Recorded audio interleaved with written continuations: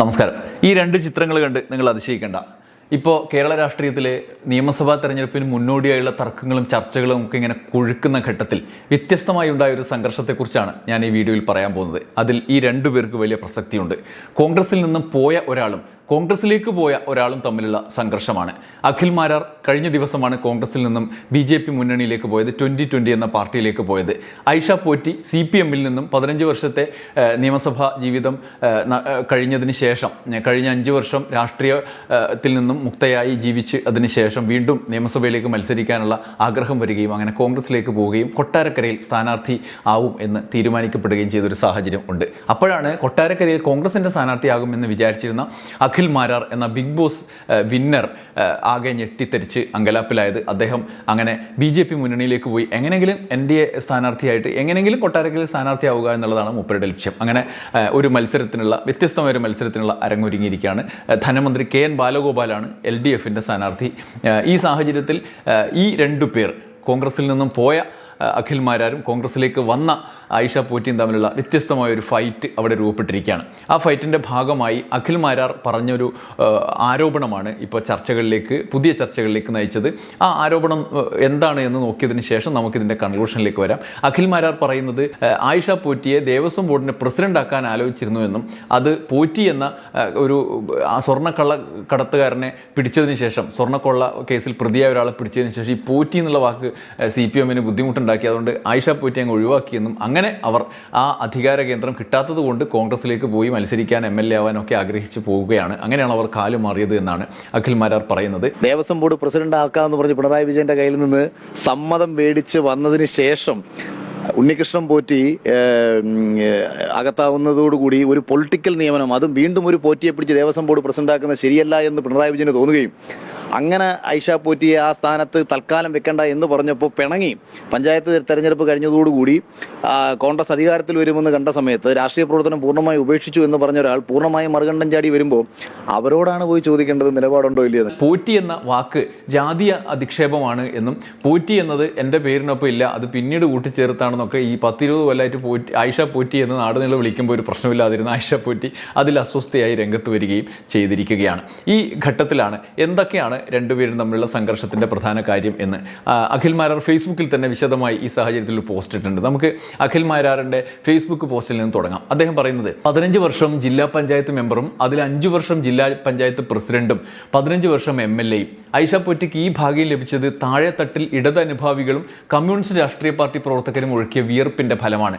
എന്നിട്ട് MLA സ്ഥാനം നഷ്ടപ്പെട്ടോ അതിൻ്റെ പിറ്റേ ദിവസം രാഷ്ട്രീയ പ്രവർത്തനം ഉപേക്ഷിക്കുകയും ചെയ്തു. എനിക്കിനി റിട്ടയർമെൻറ്റ് വേണം എന്ന് പറഞ്ഞു. വക്കീൽ പണി ചെയ്യണം എന്ന് പറഞ്ഞ് വീട്ടിൽ കയറിയ ഐഷ പോറ്റിയെ പിന്നീട് കാണുന്നത് പാർലമെന്റ് തെരഞ്ഞെടുപ്പ് വിജയം UDF നേടിയ ശേഷം ഉമ്മൻചാണ്ടിയുടെ അനുസ്മരണ വേദിയിലാണ്. അപകടം മനസ്സിലാക്കിയ ബാലഗോപാൽ സഖാവ് ഐഷ പോറ്റിയെ പിണറായി വിജയന് മുന്നിൽ എത്തിച്ചു. അധികാരം നഷ്ടപ്പെട്ട് ആടിയുലഞ്ഞ ഐഷ പോറ്റിയെ ദേവസ്വം ബോർഡ് പ്രസിഡന്റ് ആക്കാം എന്ന് പിണറായി ഉറപ്പ് നൽകി. എന്നാൽ ഉണ്ണികൃഷ്ണൻ പോറ്റി അകത്തായതും പാർട്ടി പ്രതിസന്ധിയിലായതും വീണ്ടും ഒരു രാഷ്ട്രീയ പോസ്റ്റ് ശബരിമലയിൽ നടത്തുന്നതിൽ നിന്നും പിണറായിയെ പുറകോട്ടടിപ്പിച്ചു. ആഗ്രഹിച്ചത് കിട്ടാതെ വന്നതോടെ പോറ്റി തിരിഞ്ഞു. പഞ്ചായത്ത് തെരഞ്ഞെടുപ്പിൽ UDFന് കിട്ടിയ വിജയം കൂടി കണ്ടതോടെ ആയിഷ പോറ്റി സഖാക്കളെ ചതിച്ച് കോൺഗ്രസിലെത്തി. ദൈവനാമത്തിൽ സത്യപ്രതിജ്ഞ ചെയ്തത് പാർട്ടിക്ക് ഇഷ്ടപ്പെട്ടില്ല എന്നാണ് പുതിയ വാദം. 2006 ഇഷ്ടപ്പെടാഞ്ഞത് അതോ 2021 മത്സരരംഗത്ത് നിന്ന് പിന്മാറണമെന്ന് പറഞ്ഞപ്പോഴാണോ എന്നത് ഐഷ പോറ്റി വ്യക്തമാക്കിയിട്ടില്ല. ഞാനിത് പറഞ്ഞത് ചിലർ പറയുന്നത് കേട്ട് കോൺഗ്രസ് പാർട്ടിയെ ഞാൻ ചതിച്ചു എന്നൊക്കെ. 2013 മുതൽ 15 വരെ ഈ പാർട്ടിയിൽ ഞാൻ ഉണ്ടായിരുന്നു. 13 കേസും തലയിൽ 12 തുന്നിക്കെട്ടും സമ്മാനിച്ച പാർട്ടി 2015 എന്നെ പുറത്താക്കി. ഒറ്റയ്ക്ക് വഴിവെട്ടി ഞാൻ വന്നപ്പോൾ എന്നെ കൂടെ നിർത്താൻ പലരും ശ്രമിച്ചു. എൻ്റെ മാന്യത കണ്ട് ഞാൻ എന്നാൽ കഴിയുന്ന സഹായങ്ങൾ പാർട്ടിക്ക് വേണ്ടി ചെയ്തു. അവർ അംഗീകരിച്ചു. അല്ലാതെ എനിക്ക് വേണ്ടി ഒരു കോൺഗ്രസ്സുകാരൻ്റെയും ജീവിതം മാറ്റിവെക്കേണ്ടി വന്നിട്ടില്ല. ഒരു വിയർപ്പും എനിക്കായി കളയേണ്ടി വന്നിട്ടില്ല. എന്നെ ഉൾക്കൊള്ളാൻ കഴിയുന്ന രാഷ്ട്രീയ പാർട്ടിയിൽ ഞാൻ പ്രവർത്തിക്കാൻ തീരുമാനിച്ചാൽ അതിൻ്റെ പേരിൽ ഒരാളും ദുഃഖിക്കേണ്ട കാര്യമില്ല എന്ന് സാരം. മനസ്സിരുത്തി ആലോചിക്കുക. അഖിൽ മാരാർക്ക് കോൺഗ്രസും നമ്മളും എന്തെങ്കിലും സഹായം ചെയ്തിട്ടുണ്ടോ? ഇല്ലല്ലോ. പിന്നെ അയാൾ ഏത് പാർട്ടിയിൽ പോയാലും നമുക്കെന്താ എന്ന്. അങ്ങനെയാണോ ആയിഷ പോറ്റി എന്നാണ് അഖിൽ മാരാർ ചോദിക്കുന്നത്. അഖിൽ മാരാർ ഈ വെളിപ്പെടുത്തൽ ഒരു പുതിയ കഥ നമുക്ക് മുന്നിലേക്ക് വെക്കുന്നുണ്ട്. ഒരുപക്ഷെ രാഷ്ട്രീയ നേതാക്കൾ പറയുന്നത് പോലെ സംഭവങ്ങളെ വളരെ കൃത്യമായി അദ്ദേഹത്തിന് ഉദ്ദേശിച്ച തലത്തിൽ എത്തിക്കുന്നതിന് കനപ്പെട്ട വാക്കുകളിൽ അഖിൽ മാരാർ അത് ആവിഷ്കരിക്കുന്നുണ്ട്.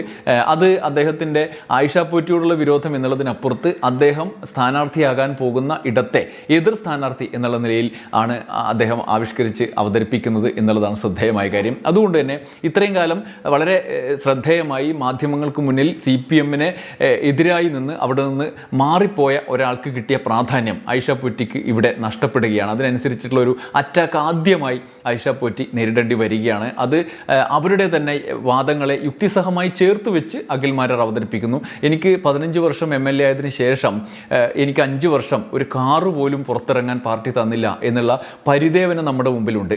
അപ്പോൾ എന്തെങ്കിലും കിട്ടിയാൽ എവിടെയെങ്കിലും പോകാൻ തയ്യാറായിരുന്നു ആയിഷ പോറ്റി എന്നുള്ള ഒരു ആക്ഷേപം നിലനിൽക്കുന്നുണ്ടായിരുന്നു സോഷ്യൽ മീഡിയയിൽ. CPM ഒരുപക്ഷെ നേതാക്കന്മാർ പരസ്യമായി പറഞ്ഞില്ലെങ്കിൽ പോലും ആ ആക്ഷേപത്തിന് ബലം നൽകും വിധത്തിലുള്ള ഒരു കഥയാണ്, ഒരു സംഭവമാണ് ഇപ്പോൾ അഖിൽ മാരാർ പറയുന്നത്. അവർ പാർട്ടി മാറും അല്ലെങ്കിൽ തനിക്ക് നിൽക്കാൻ പറ്റുന്നില്ല എന്ന ഭീഷണി നിയമസഭാ തെരഞ്ഞെടുപ്പിൽ ബാധിക്കുമെന്ന് തിരിച്ചറിഞ്ഞ് KN ബാലഗോപാൽ ഇടപെട്ട് മുഖ്യമന്ത്രി വഴി ദേവസ്വം ബോർഡിൽ ഒരു സ്ഥാനം അവർക്ക് നൽകുമായിരുന്നു എന്നുള്ളതാണ് ഇവിടെ ശ്രദ്ധേയമായ ആരോപണമായി അഖിൽ മാരാർ ഉന്നയിക്കുന്നത്. അതിന് യുക്തിസഹമായി അല്ലെങ്കിൽ രാഷ്ട്രീയമായ മറുപടി ആയിഷ പോറ്റി വിശദീകരണമായി നൽകുന്നില്ല. ആയിഷ പോറ്റിയുടെ മറുപടി ജാതീയമായ ആക്ഷേപമാണ് തനിക്കെതിരെ വന്നത് എന്നും അഖിൽ മാരാർ ആരാണ്, ഇന്നലെ രാഷ്ട്രീയ പാർട്ടിയിൽ വന്ന ആളല്ലേ എന്നുള്ള ആരോപണവുമാണ് അവർ തിരിച്ചുന്നയിക്കുന്നത്. ആയിഷ പോറ്റിയുടെ മറുപടി ശ്രദ്ധേയമാണ്. അവർ പറയുന്നത് ഇങ്ങനെയാണ്: പുള്ളിക്ക് എന്തറിയാം, ചതിച്ചു വഞ്ചിച്ചു എന്നൊക്കെ പറഞ്ഞാൽ അഖിൽ മാരാർ എന്താ ചെയ്തതെന്ന് അഖിൽ മാരാർ ചിന്തിച്ചാൽ ഈ സമൂഹത്തിലെ ജനങ്ങൾക്ക് നന്നായിട്ടറിയാം.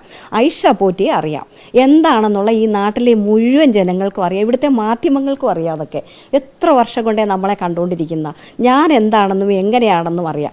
പിന്നെ ദേവസ്വം ബോർഡ് പ്രസിഡന്റ് ആക്കാൻ ഞാൻ അറിഞ്ഞ കാര്യം പോലും അല്ലത്, പാർട്ടിക്കാരാരോടോ പറഞ്ഞ് പരത്തുന്നതാണെന്നാണ് എനിക്കിപ്പോൾ മനസ്സിലാവുന്നത്. അത് കൃത്രിമമായിട്ടുണ്ടാക്കിയതാണ്. ഒരിക്കലും എന്നോട് ആരും പറഞ്ഞിട്ടില്ല. മുഖ്യമന്ത്രി ഒരു ദിവസം കണ്ടിരുന്നപ്പോൾ പറഞ്ഞ ക്രൂഷ്യൽ ടൈമാണെന്നൊരു വാക്ക് മാത്രമേ പറഞ്ഞുള്ളൂ. എന്താ കാര്യമെന്നോ ഒന്നും പറഞ്ഞില്ല. അപ്പോൾ എന്നോട് ഒരു കാര്യങ്ങൾ ഇന്നേ വരെ പറഞ്ഞിട്ടുണ്ടെങ്കിൽ ആരെ പറഞ്ഞെന്ന് പറയണം. അഖിൽ മാരാറിന് എവിടുന്ന് കിട്ടി ഇങ്ങനെയൊക്കെയുള്ള വിവരം? അത് ആരോ എഴുതി കൊടുത്ത് പറയിപ്പിക്കുക തന്നെയാണ്. ഇതിൻ്റെ പിന്നിൽ ഒരു വലിയ ഗൂഢാലോചന തന്നെയാണെന്നുള്ളതിന് ഒരു സംശയമില്ല. ഇതുകൂടാതെ നിയമ നടപടിയും ആലോചിക്കുന്നു എന്നുള്ളതാണ്. ഇതിനകത്തൊരു പോറ്റിന്നൊരു പരാമർശം കൂടെ നടത്തി. അതൊക്കെ ഒരു മോശമല്ലേ? ഒരു പോറ്റിയേക്ക് അങ്ങനെ വന്നപ്പോൾ അടുത്ത പോറ്റി വേണ്ട ആരാണ് അഖിൽ മാരാരോട് പറഞ്ഞ്? അഖിൽ മാരാറിന് എവിടുന്ന് കിട്ടിയ ഞാൻ അറിഞ്ഞില്ലല്ലോ.